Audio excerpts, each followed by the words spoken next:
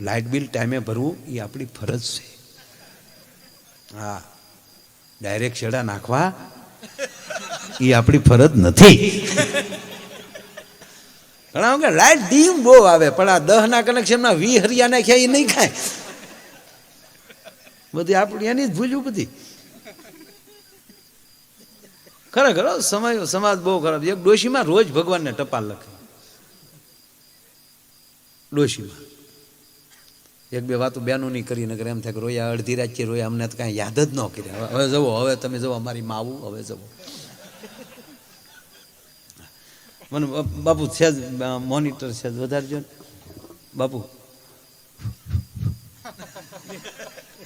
એ તો હવે હો, નહીં તો રામાપીરનું આખ્યાન રમતા ને અહીંયા લટકાવેલું હોય. આજે કોણ કે અમારો ઓડિયો સારે કાંઈ લેના દેના પિંગલ ગઢનો બહુ રીમો પઠી યાર બહુ રીમો. છેલ્લું આખ્યાન સાહેબ વડવિયાળા રેમ્યું, આપણું ગીરગઢા રોડ પર વડવિયાળા એ છેલ્લું. એ પછી મેં કીધું રામા બાપા તમારો ઘોડલો થાય, બાકી રમવું નથી હવે.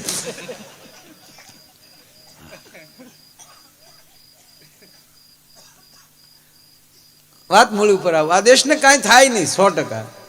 અંગ્રેજો આવ્યા તો એ કાંઈ ન થયું, ટેવ પડી ગઈ છે. હા, તકલીફ ન પડે ત્યાં સુધી માણસ જ ન કહેવાય. હાચે કરે નથી ઘણા ટાયરમાં ખીલા નાખતા, પંચર ન પડે ત્યાં સુધી યાત્રા સફળ ને એટલે પણ રહેવા દે. અમુક જાણવા હાટું બહુ દુઃખી છે.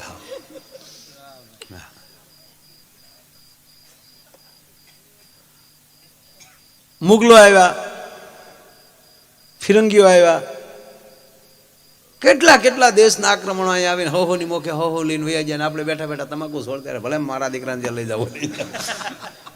આપણે તો એક થવું જ નથી એમ. હા, વિભાજનમાં જ રહેવું છે. આ જ્ઞાતિનો છે, આ જ્ઞાતિનો છે, આ જ્ઞાતિનો. એમાંય પાછા પોતાની જ્ઞાતિમાં હતા કે એ તો આ છે ને અમે આ પાખીના છે.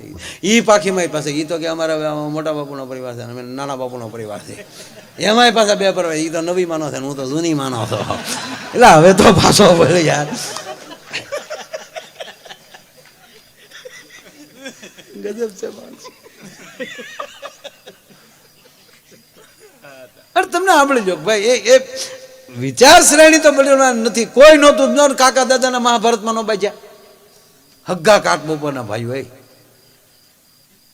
હા, ભગવાન વિષમાં પીડ્યો, એ તમારી ગાનો ગોધો બાધોમાં. એ કૌરવના દીકરાઓ, એ ભાઈ, એ ધૂતરાષ્ટ્રના છોકરાઓ. આમ જો ભાઈ ખાલી 5 ગામ દઈ ગયો. આમ જો ત્યાં તો દુર્યોધન વળ ખાઈ ગયો. હવે આવી મારી સ્ટાઇલમાં કરું ને તો જેને વાંચ્યું જ નહીં શું કે ધર્મનું ઓલું કરે. પણ સાહેબ અમે અમારા ઓડિયન્સમાં બધા બેઠા હોય, મોજીલા બેઠા હોય, ગંભીર ન હોય. હા, તો એને અદાત કરતા કરતા કહેવાનું. પણ કહેવાનું તો આ જ છે ને. ઘણા કીર્તિદાનનો વિરોધ કર્યો કે ડાકોરના ઠાકોરને બંધ દરવાજા ખોલ ને ઉત્તર ગુજરાતના ગીત ગાય છે. તો એ વિરોધ કરવાવાળા હતા ને એ એક પ્રોગ્રામમાં બેઠા તો કીર્તિદાન ન્યા જ ગાય. ડાકોરના ઠાકોર તારા બંધ દરવાજા ખોલ. તાવલાનું મોઢું બગડી ગયું. એટલે કીર્તિદાન કીધું ઉભા રે ભાઈ, આ ગાવાથી તમને ખરાબ લાગ્યું ને, હવે ઈશ્વરદાસજીનું તો ભજન તમે સ્વીકારો ને કે હા, તો એણે એ જ ગાયું. તમે ઉઘાડો ને દ્વારજી, ઉઘાડો ને દ્વાર. આને ફૂલ શબ્દ ફરી ગયા, બંધ દરવાજા ખોલ. અહીંયા એટલું કીધું ઉઘાડો. એટલે ટૂંકમાં અર્થ તો એક જ છે. તમે પછી આડબીડ જાવ તોય ભલે, કેડીએ જાવ તોય ભલે, રોડે લઈ જાવ. તમારે જવું તો કોટડા ને આપણે નીકળ્યા હોય. ઘણા નથી કહેતા કે આપણે ફોપટ નીકળી જાવ. અને હજી આપણે હજી અમુકને હજી આડબીડા લઈ સીધા હાલ્યા જ નથી. રોડે સડે તો કાવા મારતા જાય. સીધું હાલવું જ નથી પીક્યા હોય.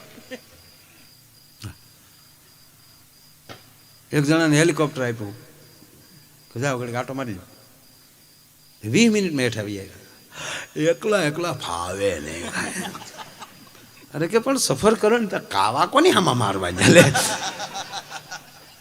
અમુક અમુકને કાવા જ મારવા છે, તમે શું કરી લો.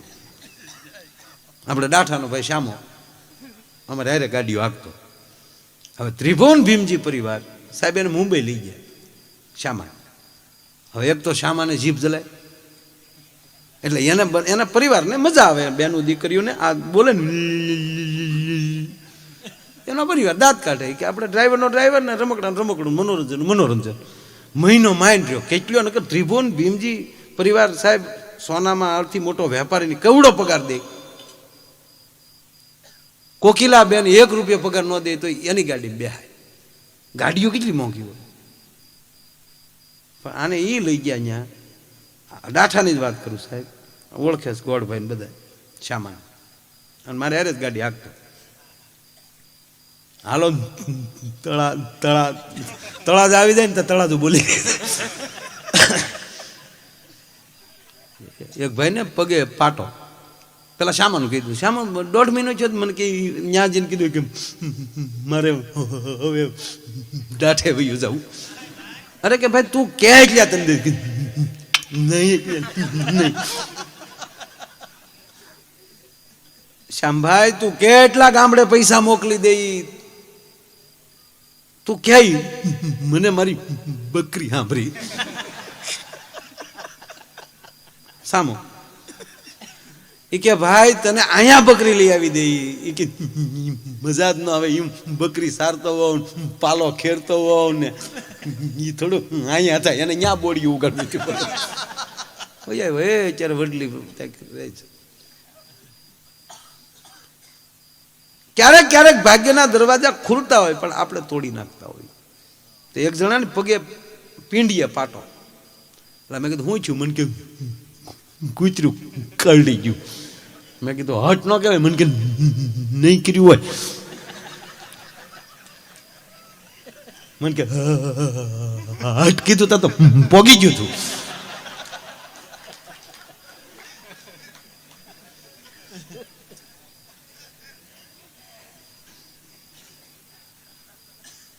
ત્યારથી નક્કી કર્યું આમ નાડા વાઘું હોય ને તાંબડું કેવા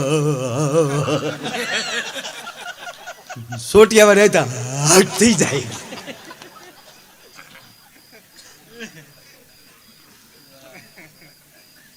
મેં કીધું ના ના ધ્યાન રાખું. મને કે એ તો કઈડા હોય એને ખબર હોય, સલાહનો વિષય નથી. એ તો જેને કૂતરીયું દાઢું લાગી હોય ને એને ખબર હોય. કાંઈ વાંધો નહીં ભાઈ, મેં કીધું છું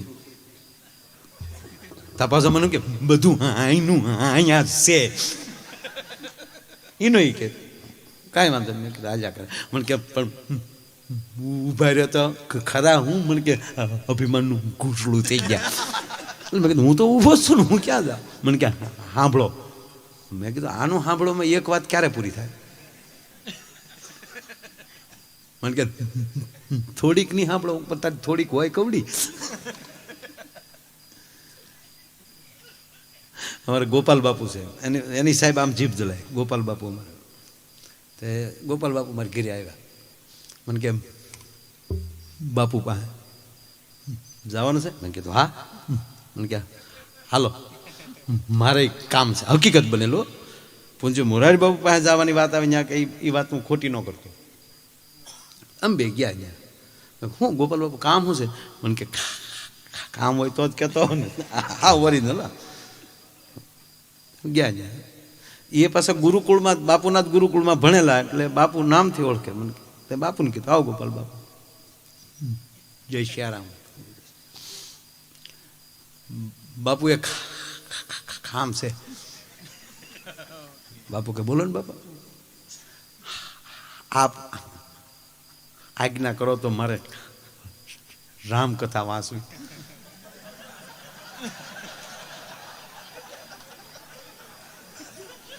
બાપુ હા પાડતા નકર આ મહિને રાવણ નો ભરે હાલ છે. ના કથા ગામમાં 9 દિવસે પૂરી કરવાની હોય. હકીકત બોલ્યો સાહેબ, હકીકત બોલી. એટલે બાપુએ ઘડીક દાંત કાઢ્યા, પણ જે માણસ શ્રદ્ધાથી કોઈ પૂછતા હોય બાપુએ કીધું તો મુકમ કરો તે વાચાલમ કર તું તારે તો તમે તારીખ આપો, એ તારીખમાં મારા ગામમાં કે ચાલુ કરું અને એમાં એક દી તમારે આવવાનું. બાપુને આનંદ આવ્યો. આવું થતું એ તારીખે બાપુએ જોઈ લીધી કે આ તારીખથી આ તારીખમાં લેજો, એમાં એક દી આવશું. મને કે તમે આવશો.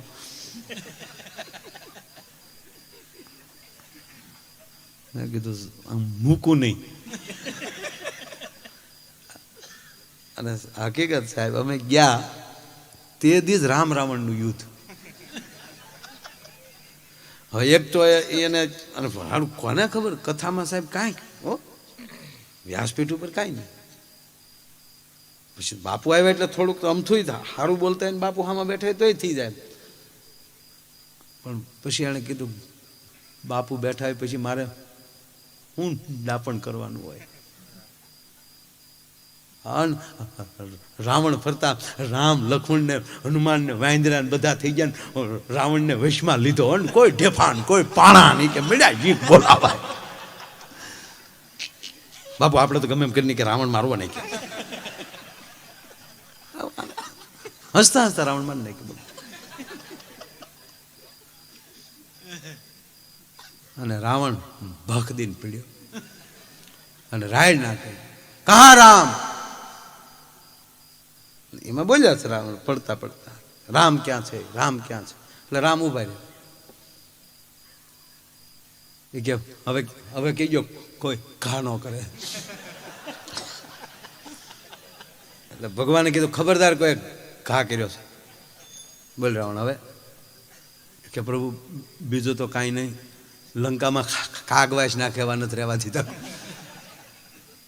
હવે મને વચન આપો મારું કાર્ય કરશો કે નહીં. જો આ લોકકથા એને ખબર હતી સોપાઈ વાળી રામચરિત્ર માનસ એ પછી તુલસીકૃત હોય કે વાલ્મીકી રામાયણ હોય તો બાપુ આગળ શું ડાપણ કરવું, એટલે એને સહજતા લઈ લીધી. એટલે રાવણે કીધું કારજ કરશો કે નહીં. લોક રામાયણ આવી ગઈ સીધી. રામે કીધું તારું રોજ કારજ કરી. રોજ કેમ? તાકે જે વ્યક્તિના ઘરે રસોઈ થાય અને રામ બોલ્યા ભગવાન આ બાપુનું નખી વાત હો, ગોપાલ બાપુ બોલ્યા કે જેના ઘરે રસોઈ તૈયાર થઈ જાય અને ભગવાનને ધર્યા વગર અને ભગવાનનું નામ લીધા વગર જે ખાતો હશે એ રાવણનું કારજ ખાતો હશે. જા એમ કરીને બેનોને કીધું બેનો થાળી ધર્યા વગર ધણીને ખવડાવતા નહીં.